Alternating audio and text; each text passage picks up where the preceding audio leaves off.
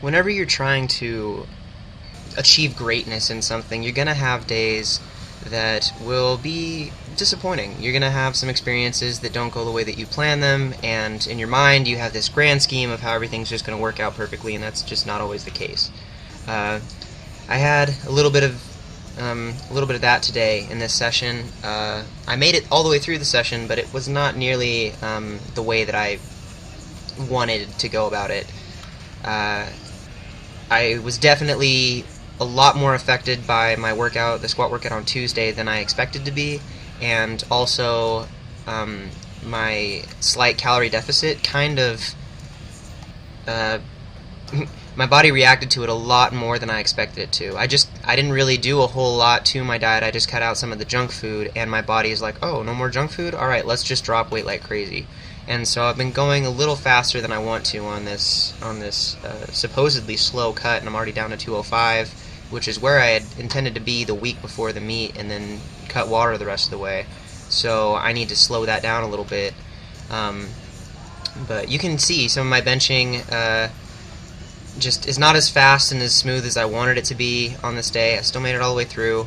Had a lot of sets, worked up, had 335 or 340 for my 3 doubles at the top, and just wasn't feeling amazing, but I'm like, alright, I'll make it up on the deads. The thing about this particular session, and every single time I run into this, every time I do this training cycle, I have the same issue, that this session is deceivingly difficult. Sometimes you take for granted and you forget to look at what you're actually doing. And so I had 610 for 6 doubles today, and I told myself, oh, they're going to be good. My hips were way more shot from those squats than I expected, and so you see on every single one of these my hips shoot up first and pitch me forward, and so I'm out of position at the beginning of every single lift, and it makes it that much harder. And so these reps that should look like speed reps are way more of a grind, and I was just getting frustrated with myself. But I think it's important to take stock and remember, this isn't an existential crisis. This doesn't mean that I'm going to have a bad meet. One bad workout can happen, and I did make it all the way through. I just was having a little bit of a form breakdown. The fact that my form was going to poo like it was here, and I was still able to finish all 6 sets, is actually kind of a positive thing for me. I mean, that makes me feel a little more confident. As long as I can put everything together in the next 2.5 weeks, I should be solid.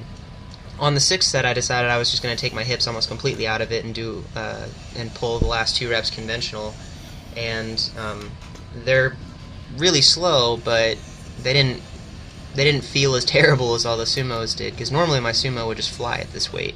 So just remember that sometimes you're going to have days that don't go exactly the way you want them to, and the important thing is to keep moving forward and understand that the only day that matters is the meet day. And so I'm still prepping for that, and I'm holding my head high knowing that I did improve during this workout, and I learned some stuff about my prep and how it's going and some things I need to adjust. So overall, even though it felt like a bad day, it's going to be a good day.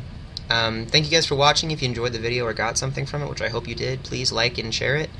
If you have any questions or comments, leave them below. If you're not subscribed, please hit the button. I'd love to have you along for the rest of this journey, all the way up to June 8th and beyond.